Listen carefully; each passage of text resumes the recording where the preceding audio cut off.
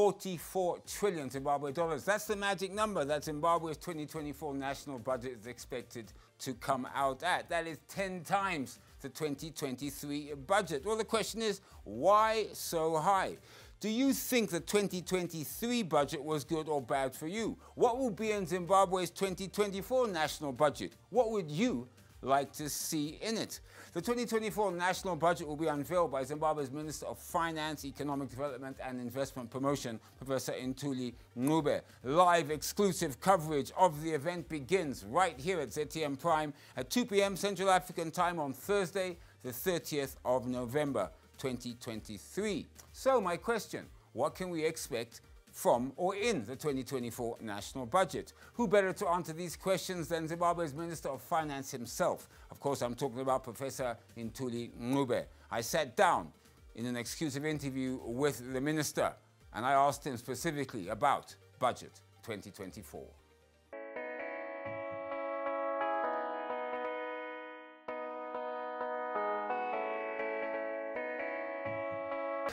$44 trillion Zimbabwe dollars. Okay, I won't even get into why it's in dollars instead of US, because that's another question that many people ask. Why are you giving a budget in Zim dollars when half of or most people are US dollar based? But anyway, we can put that in some way. But 44 trillion, 10 times more than the budget for 2023. I mean, that signals a couple of things. It signals exchange rate issues. It signals possibly inflationary pressures on the budget. Tell me, what is your opinion? That 10 times in 1 year, that's significant. Oh, if you recall, when we budgeted last year, you know, for the 2023 budget, and then we come into 2023.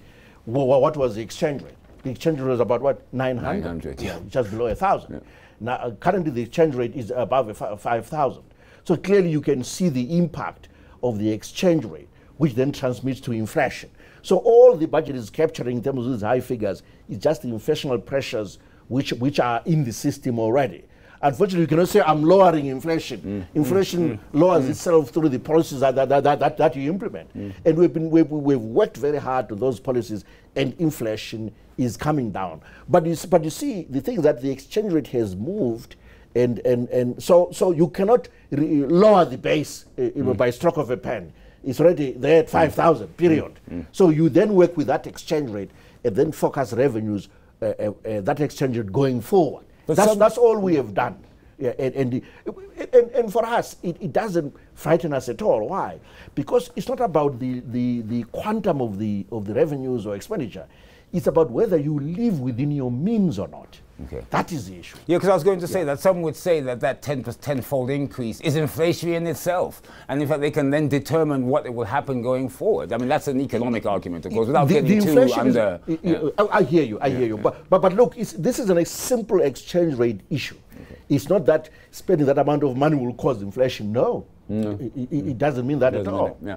So then, now we're talking exchange rate, because that is, I would say, probably one of the most topical issues ever in Zimbabwe. It doesn't matter where you are, people talk about the exchange rate. They know the parallel rate, they know the official one, they know everything. As I once asked, everyone has numbers in their phone. Remember I asked at ZCon. But what policies are we putting in place? There's two questions I want to ask. One, policies that will ensure we have a stable, at least a relatively stable exchange rate, because obviously it can't stick to the same, particularly if there's pressures in the economy. That's number one. And two, plans to, and maybe we can answer in two segments, plans to de-dollarize. And I use that word loosely, because that's not what I'm talking about in a way. So anyway, let's talk about the first one in terms of exchange rate and exchange rate stability. Absolutely. Exchange rate stability is critical, Andy, because without that, then we can't control inflation, then we can't plan, then we are in a volatile inflation environment. It's difficult for companies to plan.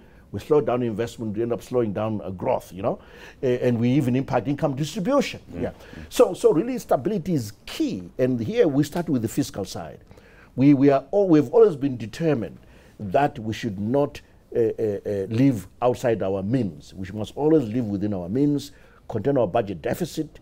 If it gets out of control, we have to monetize it, and monetizing means growth in money supply, and more inflation and a volatile exchange rate. So that's very, very critical in terms of maintaining stability, the fiscal side. And we've been very disciplined. The second part is on the monetary side. That on the monetary side, again, we're going to ensure that we don't have excessive liquidity growth in the system. In fact, we want to curtail liquidity growth, because more liquidity then can fuel the exchange rate through growth of money supply, and then fuel inflation. So monetary discipline is so this is about what I would say, not printing money, for want of a better word, things like that, not borrowing beyond your means, so that also drives it, etc. Stability starts money there. supply growth being under control, particularly and then there are other incentives, such as promoting the use of our own currency, for example. When we say, you know, from now on you pay more for your taxes in Zimbabwe dollars, we're promoting our own currency versus the US dollar. Well, that takes us to the de-dollaration issue, because we're not here talking about no US dollars. I think people misconceive that when they say de-dollarize. We're talking here about just promoting the use of our domestic currency. Talk to us about that. Absolutely. Our strategy is around promoting the use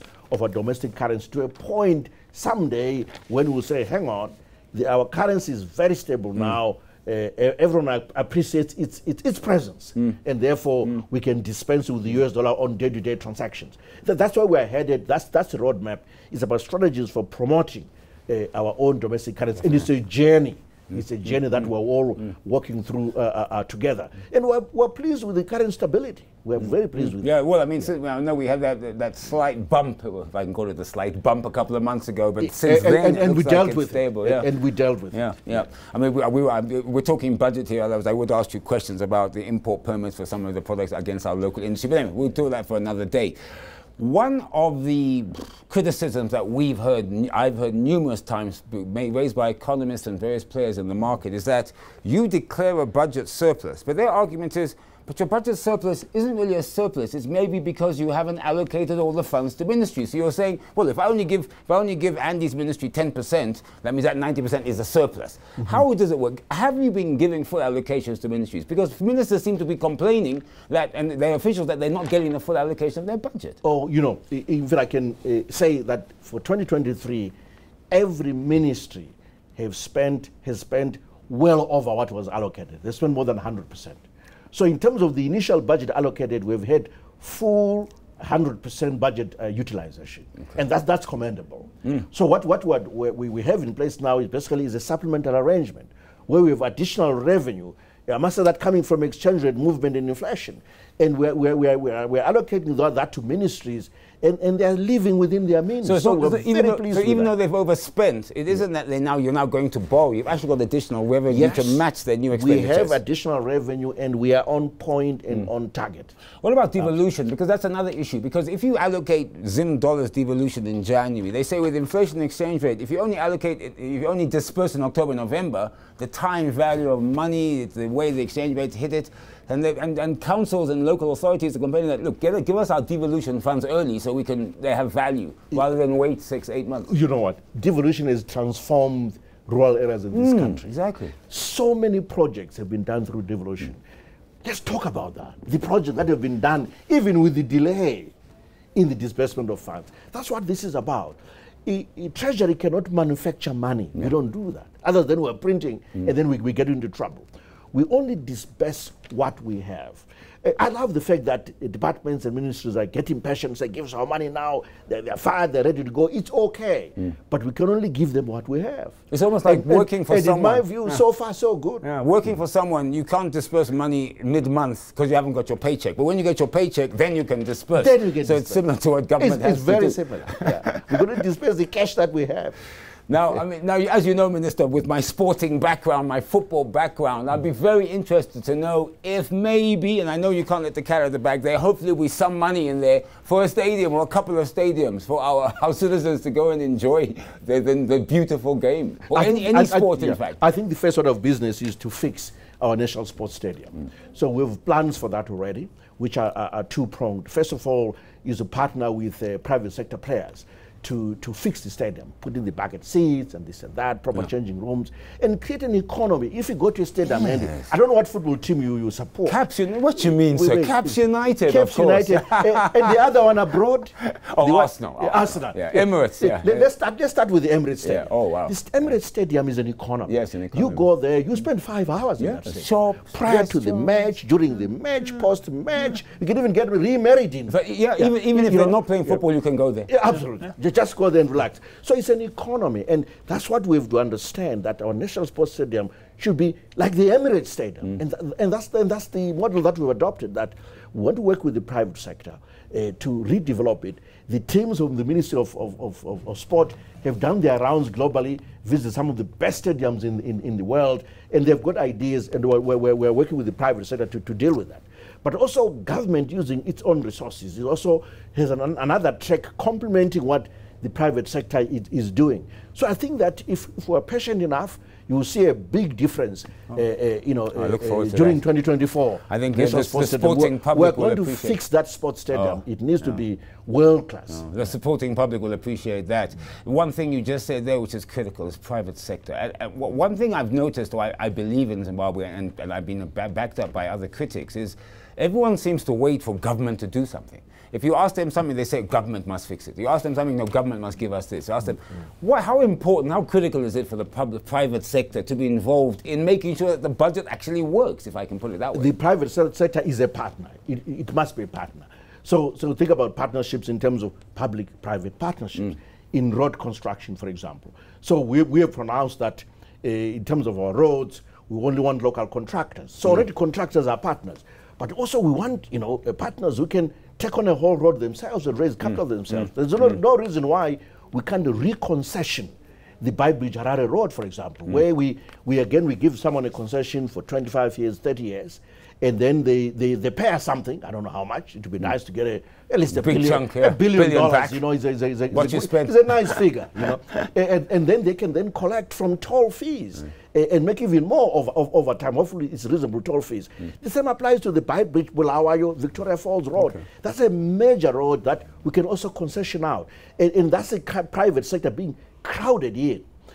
We also want to support the private sector as government to launch their own, infrastructure funds. We give them, prescribed asset status, so it's easy for them to raise money. And I'm aware of two, investors right now who are trying to launch an infrastructure fund. And it's thumbs up. We support that. And that's money coming from the public. So we have to collaborate with the private sector. They have to look at the budget and say, where does the opportunity lie for me as a private sector player? Rather than think about, Minister's figures are not wrong or incorrect, they could be better. No, look for the opportunity in the budget and go for it. And often you find us welcoming. Well, then let me throw criticism at the government and even your ministry, sir, because one of the issues that I know you are strong about is government procuring locally. And I know that even in the last budget statement you mentioned that more and more government procurement should be from local Zimbabwean companies. Yes. But talking to Zimbabwean government companies, it seems as if still government is importing cars rather than creating an automobile industry to build cars. Government is still buying pens from South Africa and things like this. Well, what is the policy about that? Because that is a lot of money and it could drive economic growth in certain sectors. That means we must strengthen also our local content policy. We already have a policy, we need to enforce it, we need to implement it. I agree that we should be producing more cars locally, procuring more locally. You will see us as a government do that over time. It's coming. Because that creates new businesses, doesn't it? Absolutely. It creates economic growth amongst our local sector, rather than sending our US dollars to South Africa, and it's just basically taxes. In fact, I recall that last year, we assembled about 20 buses locally from knockdown kids, for example. We want to do more. We will do more. There's no reason why we can't. There's no reason why we can't assemble John Deere tractors locally. Because the argument is Mutare, the effective Mutare. That I'm aware of that can do that. Because if government said we're going to buy all our cars and we want local production of those cars, whether it's kit form, you would suddenly create a whole automobile industry. Absolutely. Overnight. Absolutely. I fully agree with you. I'm supportive of that. We'll do more of that going forward. Thank you. Energy. Now, obviously, energy is an issue. I know that the power situation has stabilized, as the Minister of Energy did say, and it seems to be happening. I've now got I can only talk about personally at my home. There's more energy, and that's the way I can see it. You can feel it. I can see it, yeah, that's how you feel it. But then that's not going to be enough for us to become a middle-income economy. We need 2,100, if not more. In fact, I think if I listen to Caesar Dai, they're talking about 10,000 megawatts by the 2050. But how do we get there? How can we allocate enough money, enough resources? Because we're talking about huge sums. I mean, the Bokota alone is billions of dollars, 4-5 billion US. Yeah, absolutely. Look, we've made tremendous progress in the power generation, frankly. WACA 7 and 8, I mean, that's tremendous progress. We thank His Excellency for working on that project. Almost personally, it was his initiative, and there it is.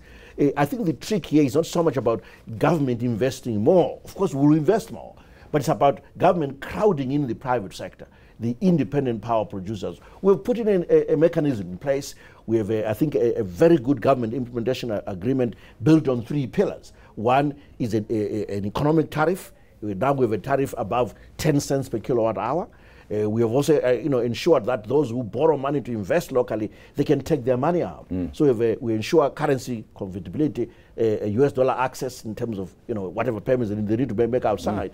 Also, we have said that we can provide a government guarantee on the power purchase agreement, so that if ZTTDC or ZESA is unable to pay for the power, government can then step in and pay. So this gives assurance to IPP investors that look, they're in a safe environment. So we have that agreement in place, that environment in place, where we want to see more investment, whether it's solar energy, whether it's more renewables. What is the policy? Because we've always agreed, I mean, you've had this discussion, that renewables can only complement existing energy sources. You cannot suddenly shift an entire economy to renewables. No one's ever done that, even in the West. Absolutely. They tend to be supplementary energy, but the core for us would be thermal. If even hydro is not core, the core is thermal. So, but then we have an energy mix. We've got the thermal, we have hydro, then we've got renewables. But that's the investment we are promoting as well, around renewables, because that's an easier, and also it also ties in with your own, the government's commitment to the SDGs 2030. I mean, that is also critical, and I think that's important to highlight. We have to try and hit those targets. Climate change issues, the targets are critical. We have to hit those targets. So these are some of the issues in the budget that we'll also be looking at, but obviously over a longer span, because energy is not 1 year. It could be over 5, 10 years, 20 years even. Yeah. Indeed. All right, perfect. Pillars to ensure macroeconomic stability. I know NDS1, of course, is our guiding light until 2025. Yes. Are we following those pillars? What pillars are we following, very briefly, in terms of macroeconomic stability in 2024 budget? We have followed those pillars very carefully. Those 14 pillars in the NDS1 also drive the agenda for the budget and priority areas as well. So we are aligned from the budget to the NDS1. So one is macroeconomic stability and ensuring sustainable economic growth. 2 is infrastructure investment, right? 3 is protecting the vulnerable in terms of social protection and investing in the social sectors. It's about supporting a devolution, ensuring food security, which is an agricultural story, making sure that we invest in human capital, in skills for the present, and skills for the future. The president has created a ministry for skills audit, for example. That really speaks to that.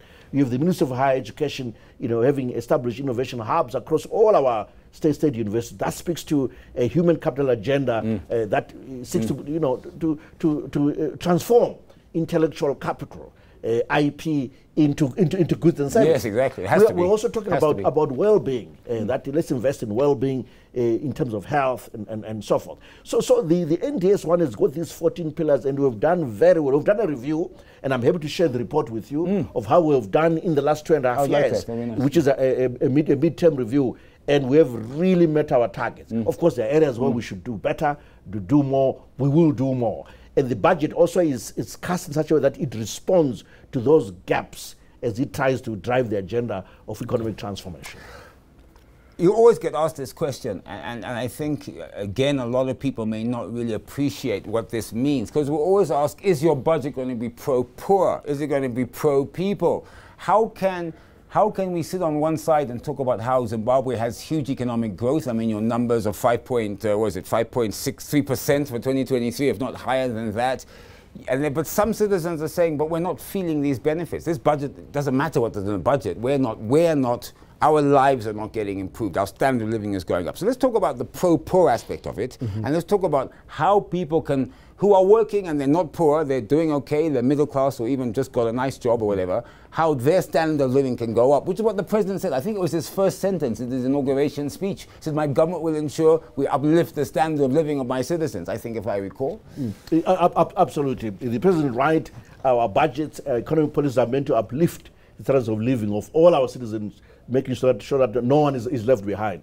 So when you talk about a pro-poor budget, we mean that the budget must seek to support those who are in low-income groups and give them relief and cushion them, make sure that they can have they can have put food on the table like everybody else. So if you look at what our budget will do and what we've tried to do in the past is to give the tax relief, for example, just by moving the income tax bands upwards. That's quite a bit of relief, which supports those who are in the lower income groups. Or we're just using the word poor as a catchphrase, but it's about the vulnerable. Then it's about supporting also those who are less who are disabled, for example, those with disability, the elderly.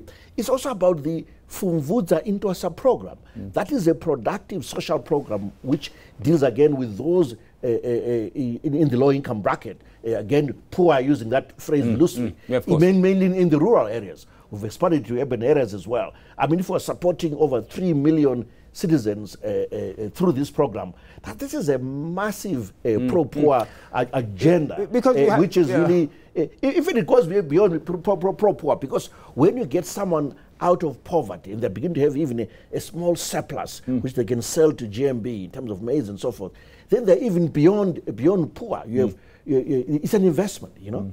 Because it's an interesting one, because you have to put money. I mean, when we say the citizens, we're talking about health, education, you know, things that they need. They need to go to the hospital. Now here we're talking about the cost of drugs, making this affordable, making sure the hospitals have the right equipment. Absolutely. I mean, is this all covered in the budget? Absolutely. This is all covered in the budget. This is what we call about pro-people budget. Is this what you mean? So the cost of services, access to services, the cost of service is also critical in this pro-poor agenda. So investing more in the health sector, making sure that we have drugs. Recently, government announced that we got 460 tons of drugs, you know, from Egypt. That's a lot of drugs. Only for $16 million US. You know, so that will go a long way, and it's affordable. So these are affordable drugs. We're investing in equipment. We announced recently that we paid some monies towards you know, acquiring our cancer radiation equipment in Pari Hospital and also in Pilo, and then we also want to now acquire, you know, what is called a gamma knife. This is for dealing with cancers that are in the brain or in sensitive organs and so forth. But we're not talking just about Harare, Bulawayo, are we? I mean, we need to get these out to regional everywhere, hospitals. Everywhere. But we have to start somewhere. We have to start somewhere. These are the big metropoli. We have to start somewhere. Because isn't government concerned about the high cost of drugs? Because, I mean, we're getting reports at ZTN of people who just can't afford to get sick. They get sick and they just have to go rural areas and unfortunately maybe pass away because they can't afford the drugs. Absolutely. So our budget is targeting that to make sure that drugs are available and they're also affordable to those who can afford the drugs. So it is in education the same, the BEAM program, supporting the children who cannot afford to pay school fees. And we have you know, a program for that, for dealing with that. And of course, some of the that is all proper. Some of the funding for youth, of course, youth for their projects and so forth. Absolutely. Those funds are there. Think about industry. The youth. Think about the youth and even funding these drug issues, making sure that you have rehabilitation centers. This is the bad drugs now we're talking about. To get the youth out of the drugs scourge. All of that is critical. Are you putting money in for drug centers? Yes. Great answer. There you go. So I knew you wouldn't fudge me on that one. So there will be money for drug centers around the entire country. Indeed. Thank you. Thank you very much indeed. Now, Ministry of Finance, Economic Development and Investment. Okay. Now that was sort of investment promotion. That was thrown in at the last. When you appointed the new minister after, of course, the election in August. Yes. Tell us, what actually are we anticipating in terms of investment promotion? What does it actually mean in terms of as a new portfolio under your wing? No, it means that one, first of all, is to drive the investment promotion agenda, promoting foreign direct investment, promoting also domestic investment. 100%. We cannot forget about domestic entrepreneurs who want to invest for the first time or expand their businesses. We have to put together incentives for that, as well as we do what we do with foreign direct investment. It also means that working closely with ZIDA, the Zimbabwe Investment Development Agency, who are a one-stop investment administrator in terms of registering investors very quickly, make sure they get all what they want, understand the incentives, and assisting in the licensing and all of that they do as a one-stop investment shop. It means working with them as well. So that's what it is. So what I've done in the ministry, I've already created a structure where around investment promotion, which will help us analyze the sectors where we need more investment, what incentives we should put in place. It's just about doing the research to see what incentives are needed in specific sectors, what strategies. Okay, good. I look forward to that. Now, my second last question, Mutapa Investment. Now that, of course, 22 odd parastatals, yes. SOEs were collapsed into that. Yes. I mean, that requires quite a bit of money to put together and to make work. How are you dealing with Mutapa in your No, budget? it will generate money. No, but initially set up, you've got a board put in now, you've got 20 different parastatals. This is going to be quite an interesting process. You don't need a big structure at all. Okay. You can think of this as a fund manager. A fund manager, a well-run fund management business is never a large admin structure, because really it's about the assets, performing and sorting the assets in the portfolio. That's the trick. It's the art of fund management. So I really want to congratulate His Excellency for relaunching our Sovereign Wealth Fund in the way that he did. And this is a Sovereign Wealth Fund. I'm sure you understand the meaning of the word sovereign. Of course. It means that it is his, it reports directly to the president. Zimbabwe's. The role of the Minister of Finance is to support, like all the other ministers. That's what it is. And really we look forward to tremendous progress. This fund, in terms of structure, we've copied other models around the world, such as the one that you see now in Ethiopia. I think one of the oldest is really the Temasek, the Temasek one. Fund in Abu Dhabi. So there's so many models around the world. And you know what it will do?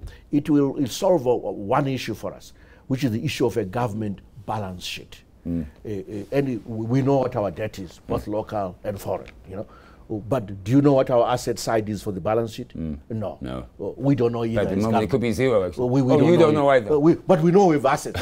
We just haven't valued them. Right. So part of having this kind of fund is at least we'll be able to value the parastatal assets for a start. Then it can we go still into have to do valuation of buildings. Of course. So buildings, and then parastatal assets.